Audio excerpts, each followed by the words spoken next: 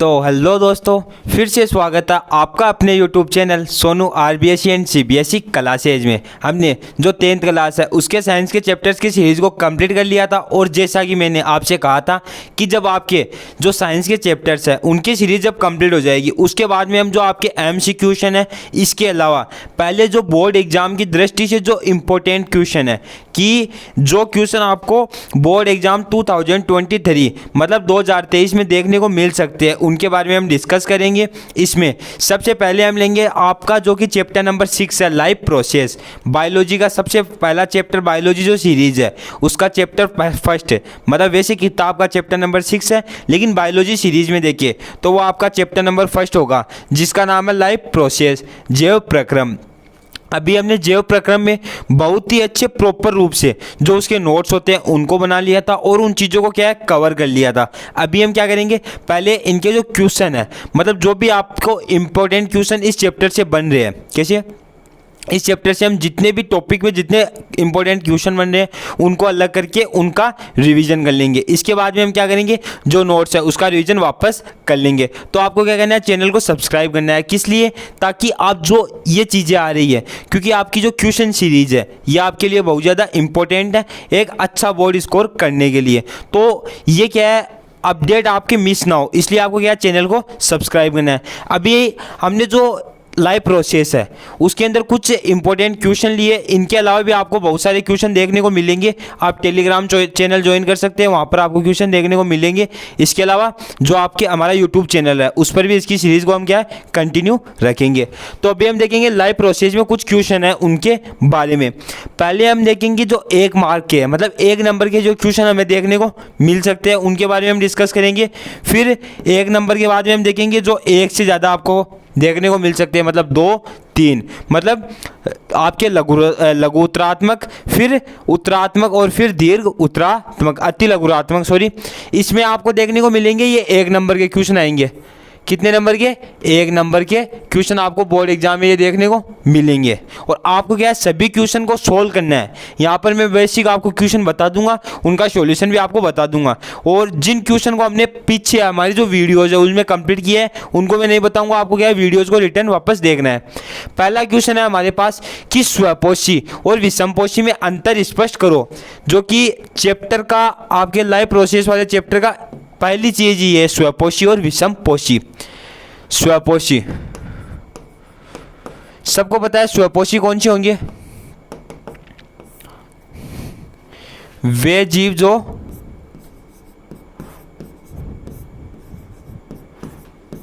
अपना भोजन स्वयं बनाते हैं। ये 9th क्लास में भी आपने पढ़ा है, 8th क्लास में भी पढ़ा है, 10th में आपने पहले भी पढ़ा है, वापस रिवीजन कर रहे हैं। वे जीव जो अपना भोजन स्वयं बनाते हैं,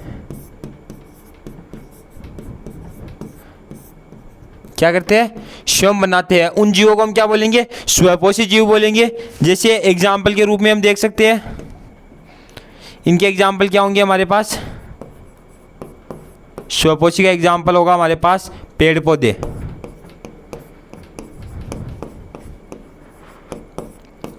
पेड़ पौधों में क्लोरोफिल होता है, ठीक है। पेड़ पौधों की पत्तियों में क्लोरोफिल होता है, जो कि सूर्य के प्रकाश की किरण से जो फोटोसिंथेसिस होती है, प्रकाश संश्लेषण होता है, उसकी क्रिया को करते हैं।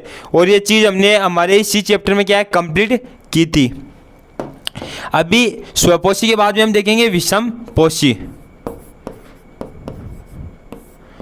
स्वपोषी सबको समझ में आ गया। विषमपोषी में इसका उल्टा हो जाएगा, ऑपोजिट कर दो। जो जीव अन्य जीव पर निर्भर करते हैं, आप लिख दो जो जीव भोजन के लिए दूसरे जीवों पर निर्भर होते हैं।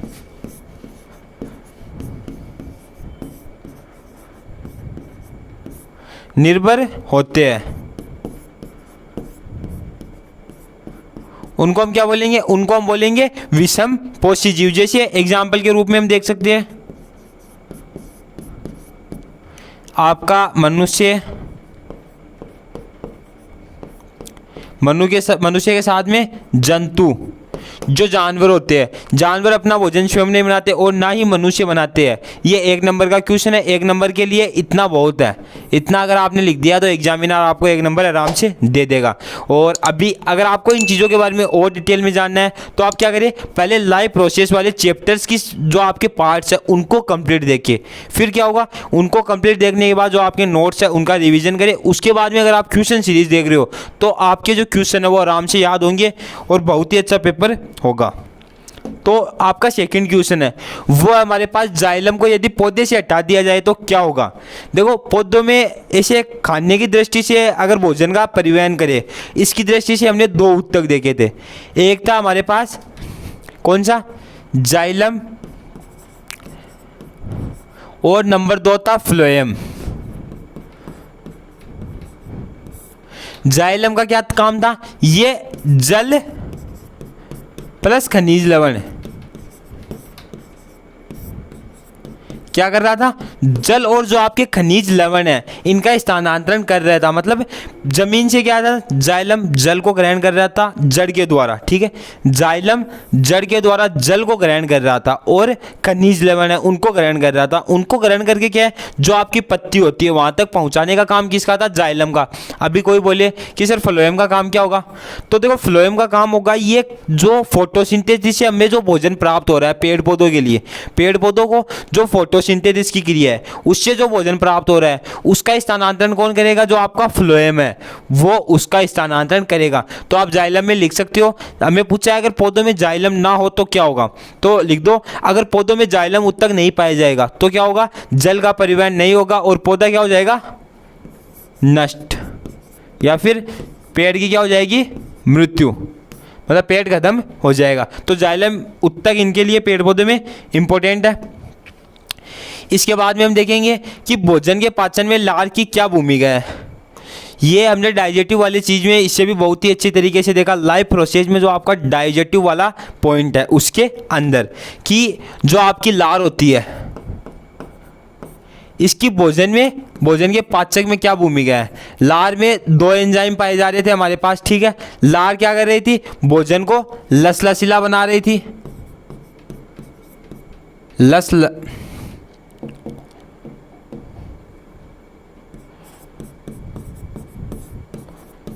भोजन को लसलसीला बना रही थी। और लार में क्या है, यह कीटाणुओं मतलब जीवाणुओं को मारने का कार्य कर रही थी। थायोसाइनेट पाया जाता है इसके अंदर, जीवाणुओं को नष्ट करना, भोजन को लसलसीला बनाना, ताकि उससे क्या होगा, भोजन को लसलसीला बनाने से क्या फ़ायदा हो रहा है कि भोजन जब लार से लसलसीला होकर जो हमारे ग्रसनी है, ठीक है, आपकी जो ग्रास नाल है, ग्रास नाल से आमाशय तक की जो आपकी भोजन नली है उसमें कौन सी गति होती है, अभी कमेंट बॉक्स में बताओ, क्योंकि अभी रिवीजन चल रहा है, इंपॉर्टेंट क्वेश्चन है उसके बारे में हम पढ़ रहे हैं। तो आपको कमेंट बॉक्स में बताना है कि जो आपका ग्रास नाल है, ग्रास नाल से आमाशय तक की जो भोजन नली होती है उसके अंदर कौन सी गति होती है, जल्दी लिख दो कमेंट बॉक्स में। आई होप सबने लिख दिया होगा। जो आपकी कर्माकुंचन गति होती है, कर्माकुंचन कैसे, इस प्रकार से, ठीक है, ऐसी गति पाई जाएगी। अब बोले सर ऐसी गति क्यों पाई जाती है, ताकि जो भोजन है वो एक तो हमने लसलसीला वैसे ही बना दिया है, लेकिन फिर भी किसी कारणवश वो यहाँ पर चिपके नहीं, यहाँ पर अटके नहीं, इसलिए इसमें कर्माकुंचन गति पाई जाती है, ताकि भोजन आराम से आमाशय तक पहुँच सके। किसके लिए, पाचन के लिए। इसके बाद में हम देखेंगे पौधों में खनिज पदार्थ और पानी के परिवहन के लिए विशेष उत्तक का नाम लिखो। तो ये चीज़ भी आपको पता होगी कि जो आपके पौधे हैं, क्यों पौधों में किसके लिए खनिज पदार्थ, अभी मैंने आपको बताया जस्ट,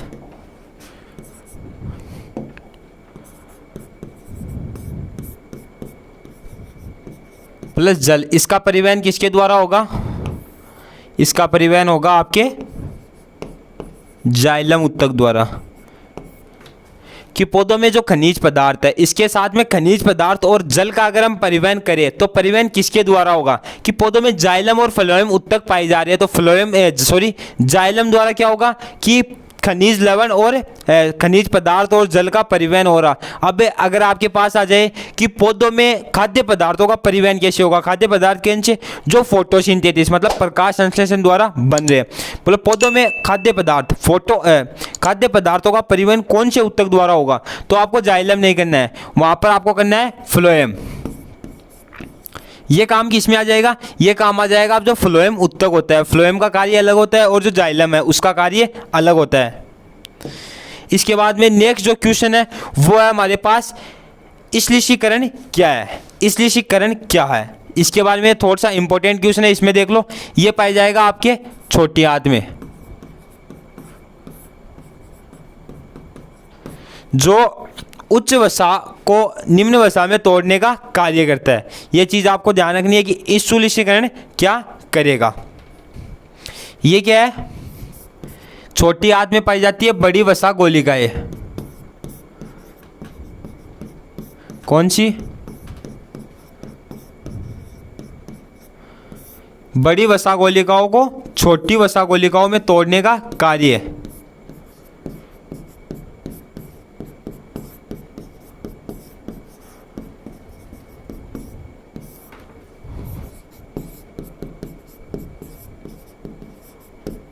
बड़ी वसा गोलिकाओं को छोटी वसा गोलिकाओं में तोड़ने का कार्य किसके द्वारा होगा, आपका जो इंसुलिन है उसके द्वारा। अब बोले ये किसके द्वारा होगा, ये होगा आपके पित्त रस के द्वारा, ठीक है। सो इसके अंदर एक हार्मोन होता है जो कि एक रस का स्रावन करता है, उसके द्वारा एक प्रक्रिया पूरी होगी। इसके बाद में हमारे पास जो नेक्स्ट क्वेश्चन है, अभी हम देख रहे हैं केवल 1 मार्क्स वाले, मतलब जिसमें हम एक लाइन में उसके उत्तर लिख सकते हैं। तो आप एक चीज़ का ध्यान रखो, जो आपके अति लघुत्तरीय क्वेश्चन है उनमें आप ध्यान रखो कि आप जो आपका आंसर लिख रहे हो वो आंसर ज़्यादा लंबा ना हो, ठीक है, ज़्यादा लॉन्ग ना हो, कि इससे आपको नंबर ज़्यादा नहीं मिलेंगे, नंबर उतने ही मिलेंगे। तो आपको जितना पूछा आपको उतना ही लिखना है। ऐसे नहीं कि आपको अगर आ रहा है तो आप क्या करो, 1 लाइन का आपको आंसर पूछा और आप 5 लाइन में उत्तर दे रहे हो, वो वहाँ पर एग्जामिनर केवल ये चीज़ परखता है कि बच्चा 5 लाइनों को 1 लाइन में किस प्रकार से बना रहा है। आपको 5 लाइन हो रही है, उनका एक्सप्लेन केवल 1 लाइन में करना है, उसी चीज़ को आपको ध्यान में रखना है। इसके बाद में हम देखेंगे कौन सा पादप वर्णन सूर्य के प्रकाश का अवशोषण करता है। जस्ट अभी हमने बात की थी कि फोटोसिंथेसिस में क्या होगा, तो क्या होगा, सूर्य के प्रकाश का अवशोषण कौन सा पादप वर्णन करेगा, बताओ बताओ अगर आपने चैप्टर पढ़ा है इसका, यह करेगा कौन सा, क्लोरोफिल। नाम सुना होगा क्लोरोफिल, जिसको हिंदी में बोलते हैं हरित लवक, हरित वर्णक, सॉरी क्लोरोफिल। क्लोरोफिल क्या करेगा, जो सूर्य के प्रकाश है उसका अवशोषण करेगा। और सबको पता है कि अगर पत्तियों में क्लोरोफिल ना हो तो वो फोटोसिंथेसिस की क्रिया नहीं कर पाएगी और जो आपका पेड़ है वो नष्ट हो जाएगा। इसके बाद में हमारे पास नेक्स्ट क्वेश्चन है, मनुष्य में सबसे बड़ी धमनी का क्या नाम है। बहुत ही इजी क्वेश्चन, इसके बारे में भी आपको 2-3 बार रिपीट किया हुआ है। सभी जो आपको क्वेश्चन मिल रहे हैं सभी का हमने एक होता है बेसिक इंपॉर्टेंट पॉइंट के तौर पर हमने लिख लिया है। तभी बोल रहा हूँ आप चैप्टर्स के पहले वो देखो जो हमारी पहले वाली वीडियो है लाइव प्रोसेस वाली। अगर आप वो देखकर क्वेश्चन सीरीज कर रहे हो तो आपको लगेगा कि इसका तो मतलब ही नहीं है ना, वीडियो में हमने सभी चीज़ें देख ली है। तभी बोल रहा हूँ वीडियो बहुत ही अच्छी तरीके से क्लियर की गई है। अगर वो नहीं देखनी है तो आप यहाँ पर क्या है पूरा प्रॉपर रूप से देखो। अभी हमारे पास था कि जो आपका ये है मनुष्य में सबसे बड़ी ये धमनी कौन सी है, तो महाधमनी का आपने नाम सुना होगा, महाधमनी महाशिरा। तो मनुष्य में सबसे बड़ी धमनी कौन सी है, महाधमनी है कि महाशिरा, बताओ जल्दी, कि मनुष्य में सबसे बड़ी धमनी। आपको आंसर लिखना है कि सर ये होगी आपकी महाधमनी। जो आपकी महाधमनी होती है वो मनुष्य में सबसे बड़ी धमनी होती है। अभी एक एडिशनल क्वेश्चन दे रहा हूँ आपको, इस चैप्टर से नहीं है लेकिन जो चैप्टर्स हमने कंप्लीट कर रहे हैं उससे ही है। आपको कमेंट बॉक्स में बताना है कि मनुष्य में सबसे बड़ी ग्रंथि कौन सी है, सॉरी सबसे बड़ी कोशिका कौन सी है? कमेंट बॉक्स में बताओ, इसका आंसर आपको नेक्स्ट वीडियो में मिल जाएगा कि मनुष्य में सबसे बड़ी, लिख लो इसे आप, मनुष्य में सबसे बड़ी कोशिका कौन सी है। इसके बाद में लिख दो मनुष्य में सबसे छोटी कोशिका कौन सी है, जल्दी लिखो। मनुष्य में सबसे छोटी कोशिका, सबसे लंबी कोशिका कौन सी है? तीनों का आंसर आपको कमेंट बॉक्स में लिखना है और अब भी लिखना है। पता चल जाएगा आप कितना कवर कर रहे हो वीडियोस को, या फिर कितने आप चैप्टर्स की सीरीज़ को कंप्लीट कर रहे हो, कितना आपके याद है, कितने आपने प्रिपरेशन की है, कितने मार्क्स आप परसेंटेज बोर्ड में देख सकते हो। इसी से पता चल जाएगा, आपको पता चलेगा, हमें नहीं। तो ध्यान रखो इस चीज़ का। नेक्स्ट क्वेश्चन है वाष्प उत्सर्जन की परिभाषा लिखो। हमारे पास वाष्प उत्सर्जन क्या होता है, सबको पता है। वाष्प उत्सर्जन किस पत्तियों में होता है? पत्तियों में किसके द्वारा होता है? रंध्र के द्वारा। तो आपको डेफिनेशन लिखनी है, पहले लगा दो। वाष्प उत्सर्जन, वाष्प उत्सर्जन में क्या होगा, सॉरी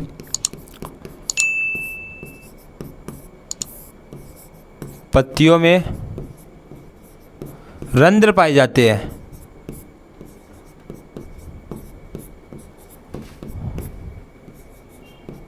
जो वाष्प का उत्सर्जन करते हैं।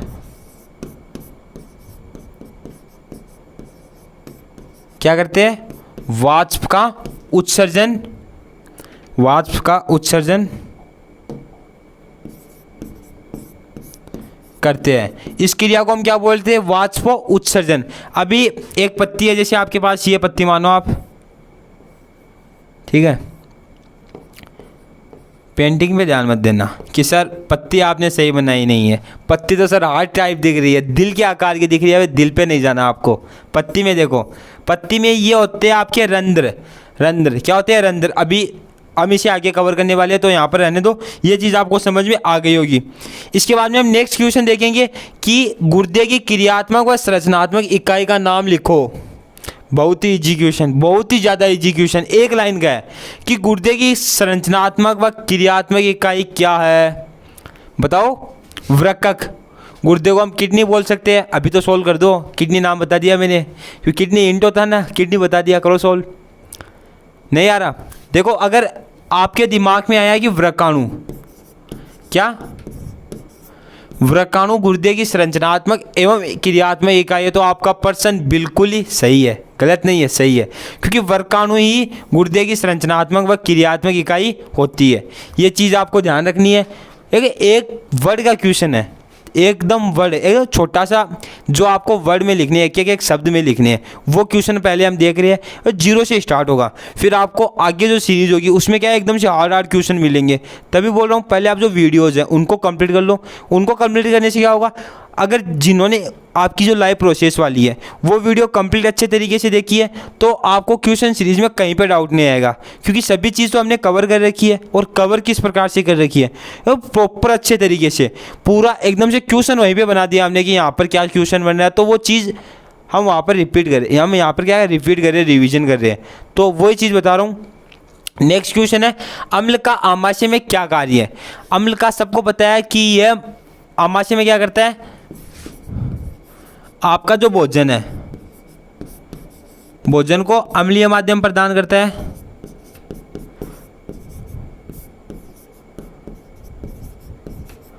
भोजन को अम्लीय माध्यम प्रदान करता है और जीवाणुओं को मारता है, जीवाणुओं को नष्ट करता है।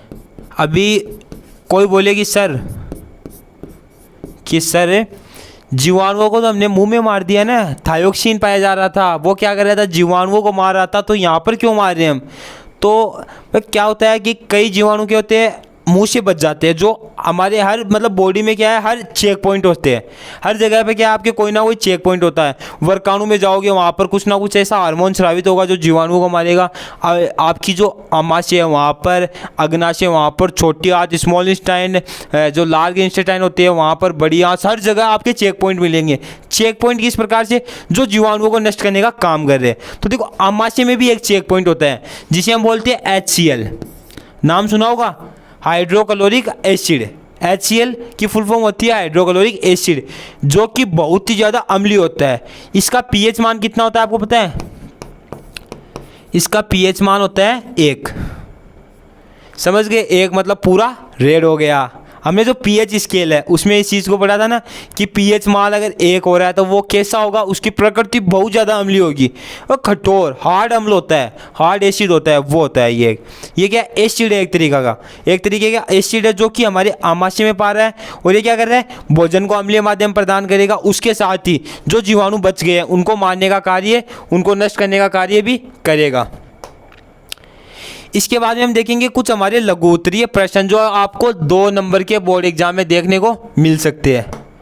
इनके बारे में हम थोड़ी सी चर्चा करेंगे, जिनमें हमारे पास पहला क्वेश्चन है क्षुद्रांत्र मतलब छोटी आंत, स्मॉल इंटेस्टाइन, भोजन पाचन के लिए किस प्रकार से कार्य करती है। सबको पता है कि भोजन का सर्वाधिक पाचन कहाँ पर होता है? छोटी आंत में होता है। ये आपके इसमें 3 भाग होते हैं, तीनों भाग में अलग अलग काम होता है। आपको क्वेश्चन आपके नोट्स में नोट्स जहाँ पर आपने लिखा है वहाँ पर मिल जाएगा, और आप लिख भी सकते हो इसमें कि यहाँ पर भोजन का सर्वाधिक पाचन होता है। ठीक है, भोजन में जो आमाशय में जो बचा हुआ भोजन है उसका लगभग पाचन यहाँ पर मिलेगा, और अगर इससे भी कुछ % भोजन बच रहा है जिसका पाचन नहीं होगा, तो जो आपकी बड़ी आंत है वहाँ पर इसका अवशोषण और पाचन दोनों होगा, और जल का अवशोषण भी आपको वहीं पर देखने को मिलेगा। इसके बाद में है रंध्र क्या है, चित्र द्वारा समझाइए। देखो रंध्र के बारे में हमने अभी पढ़ा है, क्या किया है? अभी पढ़ा है। तो पहले चित्र में देखते हैं, मैंने बोला डायग्राम आपको आगे मिल जाएगा। ये देखो हमारे पास एक लीफ है, क्या है? ये हमारे पास एक लीफ मतलब पत्ती है। पत्ती के नीचे की तरफ, ऊपर की तरफ नहीं, पत्ती का जो नीचे का हिस्सा होता है वहाँ पर क्या होते हैं? ऐसे छोटे छोटे बहुत सारे छिद्र होते हैं। क्या होते हैं? बहुत सारे छिद्र होते हैं। उन छिद्रों को हम क्या बोल रहे थे? उनको हम बोल रहे थे रंध्र। और उन छिद्रों में क्या होगा, अगर इसको हम जूम करें, क्या करें? जूम कर दो इसको। माइक्रोस्कोप में देख रहे हैं, इधर माइक्रोस्कोप नहीं है लेकिन आप देखो हम माइक्रोस्कोप में आपको दिखा रहे हैं। तो देखो क्या होगा, उसमें इस प्रकार से ये पाए जाएंगे रंध्र। ये देखो ये खुला हुआ रंध्र है, कैसा है? खुला हुआ। और ये कैसा है? बंद है। ये क्या है? खुला हुआ है। ये कैसा है? बंद है। अगर हम रंध्र के बारे में लिखना चाहे तो लिख सकते हैं, यह पत्तियों में छिद्र के रूप में पाए जाते हैं।